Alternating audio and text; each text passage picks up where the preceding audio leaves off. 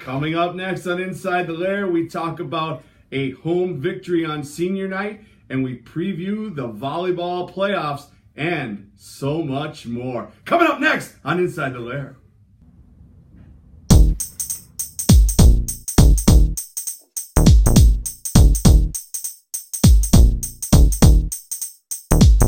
Now we tell the stories all about how our Knights came in and pumped up the crowd, and we'd like to take a minute, just pull up a chair, tell you all about the week on Inside the Lair.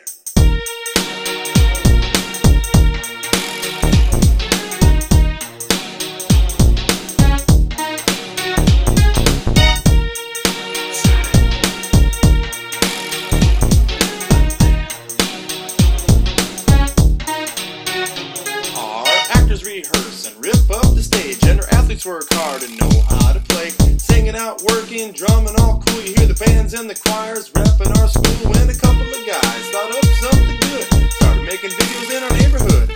If you ever miss a game, don't get scared. Catch the recap with Kirby and Blair.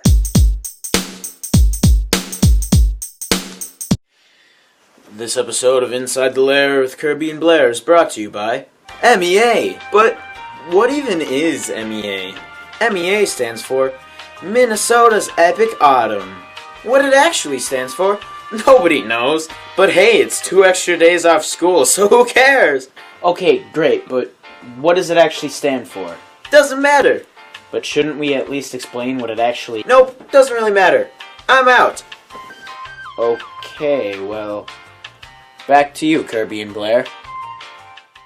Good afternoon, Night Nation. It is Wednesday, October 16th, 2019. It is MEA. MEA, love it. And when it's MEA Eve, you know that it means the end of the regular season for football. And tonight, the Knights are heading to Goodhue to take on those Wildcats. The Knights are now 3-4 after a huge win at home on senior night against Medford. Huge. It's going to be great. And they...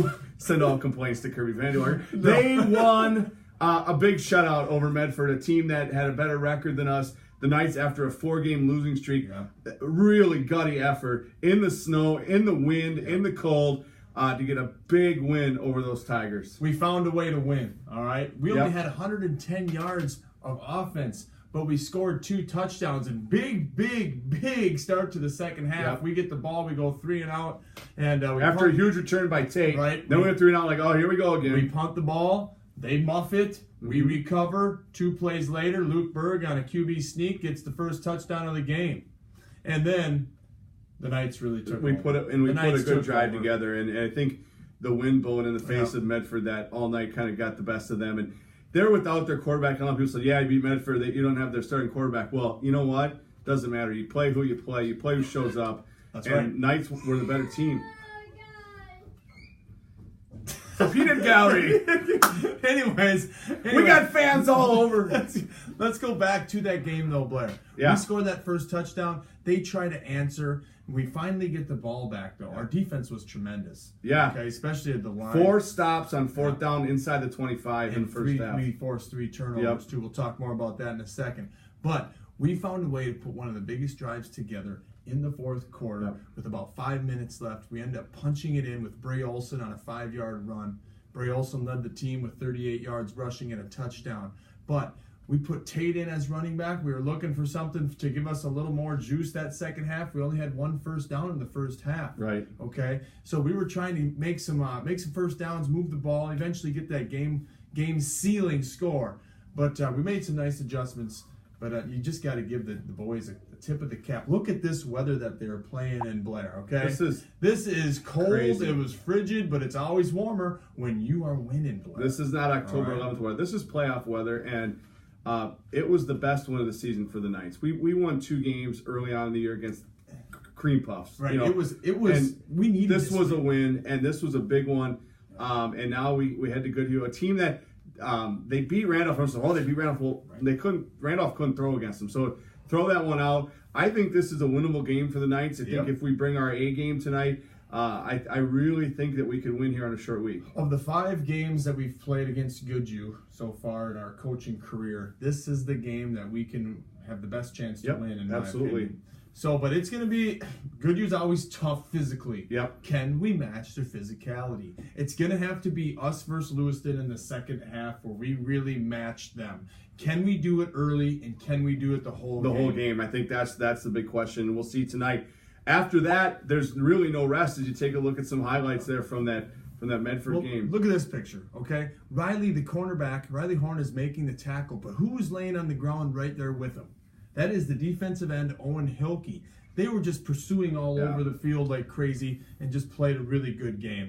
And here might have been the MVP of the game. Bray Olson scored that touchdown, but he also recovered a fumble, had an interception in the second half, and really made some nice hits on. He's really developing into a really nice player as a junior for the Knights. He's done a really nice job, and now after this game, you just move on. You move on. But I just want to highlight something, Blair. Okay, you highlight. Saw it on Twitter this week. You knew that it was the flip the car game. Yeah. So let's take a look. That was awesome. If you haven't seen watch this. Here's some locker room footage after the game. Watch Coach here.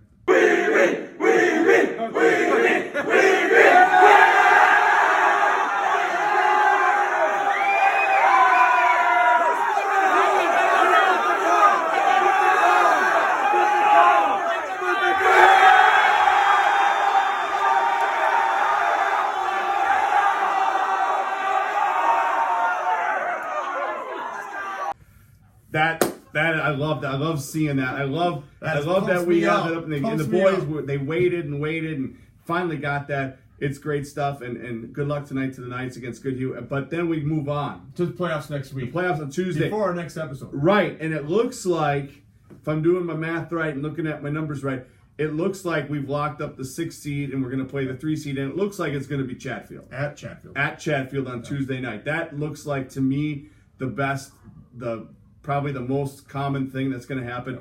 It could be St. Charles and it could be Triton, all on the road, but it's not Caledonia. It's not Caledonia, and it's not Lewiston Altura again, which is even better. And we've always said if we could get that 6th seed or the 3 seed and not have to play the 1 seed, we'd be all right. So we'll see what happens. Check Twitter, check Facebook for updates on where the Knights can see it. That'll be seated tomorrow morning after tonight's slate of games. So speaking of seeding, volleyball team, let's move to them. Before we talk about their section, they are now 18-9. They finished the regular season losing last night to Lake City, but going back to last Thursday, they went to Triton and beat the Knights. For my birthday, the best birthday present I got, they beat Triton 3-0.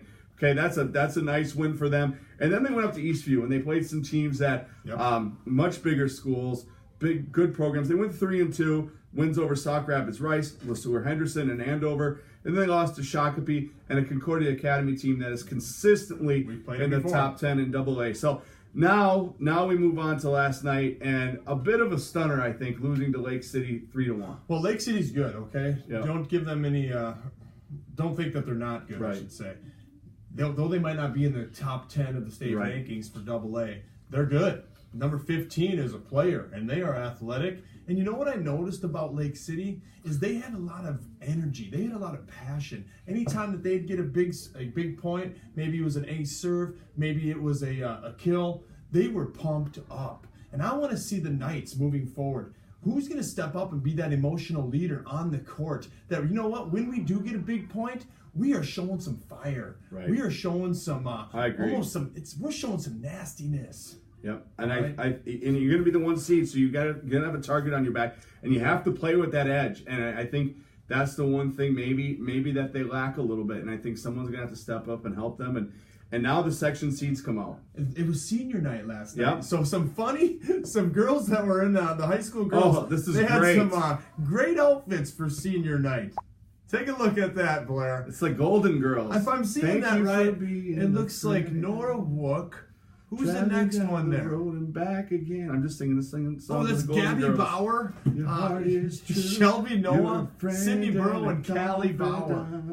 Unbelievable. And if you threw a party. Okay, I'll stop. Okay. But the Golden Girls, there they are, senior night. I like how they use it. I'm embarrassed that you know that. I'm a child of the 80s who didn't watch the Golden Girls. Come on. Now, playoffs. We are the 1 seed in the West subsection. That's already official? Already official. Okay. Already official. So a bye and no home game? A bye and a home game. a bye and a home game. We're going to play Thursday night, October 24th at home versus the 8 seed or the 9 seed. The 8 seed being Blooming Prairie or the 9 being Leroy Ostrander. Well, I'm glad they get another chance to play at home and get that last victory at home. And I believe looking at the bracket, the rest of it is in Rochester. Oh, okay. And so they are the 1 in that subsection, and Medford is the 2. So that should make for a really good subsection final. Both those teams are ranked higher QRF-wise than the other side of the subsection. Let's go to cross country, Blair. Yes. Okay. The conference meet was yesterday. We had a couple of great finishes by our runners. On the boys' side, it was Tate Miller. And I didn't get the girls' side one. I know they announced it right after school. Well, but we had some great runners here for the Knights and ZM on the cross country team. This is some members of the girls' team, and it looks like Sierra Belcher, Grace Vierling.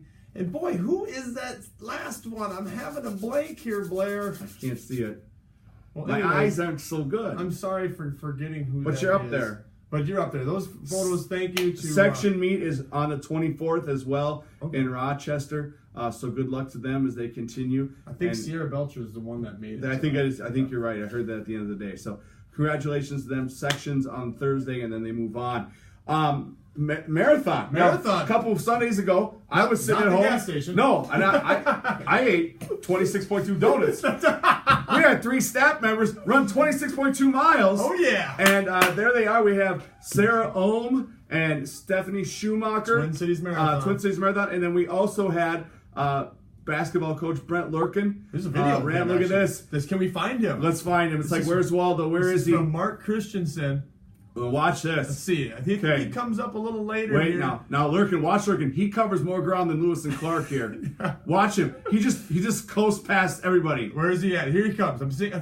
Here he comes. There he goes. People are cheering. There he comes. is. Look at him. Even got the He's leg just band. passing people. There he goes. Well, hey, no. In all seriousness, no.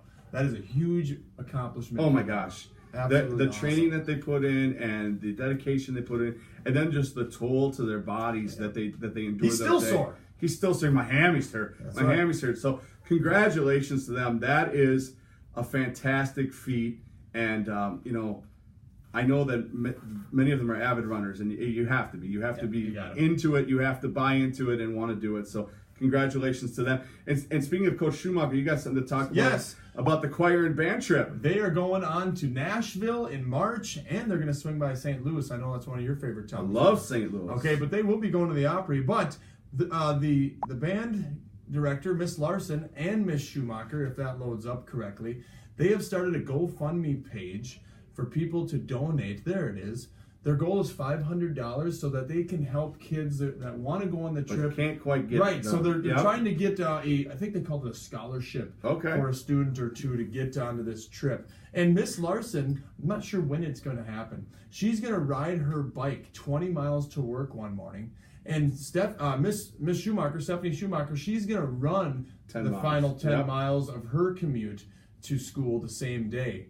All in an effort to get another student or two to be able to go on this trip. I think I heard Miss Larson say 85 members are maybe be going. You know, it's one thing to plan a trip like this. It's another thing to go that extra mile and to do this. And tip your cap to them on that, because there are kids, not only in our school, but in other schools, who they want to take part in these extra trips, but the finances just aren't there. And to do this is really going to make the difference for some couple kids to be able to go. So good luck to them. Please donate if you can. I think it's a great cause. Speaking of another great cause, is what's coming up, Kirby. You like to do it. I've never done it. Deer hunting. Deer hunting. Right. It's happening now. Bow hunting. My buddy Colin Swigum, last year graduate of KW, got his first buck with his bow. Nice. And we want to see some pictures, though. Yes. Over the next couple of days, it's the youth season. Yeah. And then later on in November, it is the official season. So get us some pictures if email, you get a deer. Email your pictures to us. Give us, and don't just send the picture, go, here's my deer. Send us like, how many pointer it is, how much it weighed, where you got it. I'm a city boy, okay? All right. The only deer I know is John Deere, okay? But no, please, we love to see that, and anything that you hunt and get. I mean, do it. Yep. Squirrel, coon. We got to go. We got to go? All right. Well, thanks for watching, everybody. Have a great and safe MEA, and go Knights. All right. Take care. For Blair, I'm Kirby. We'll see you next time. Bye-bye.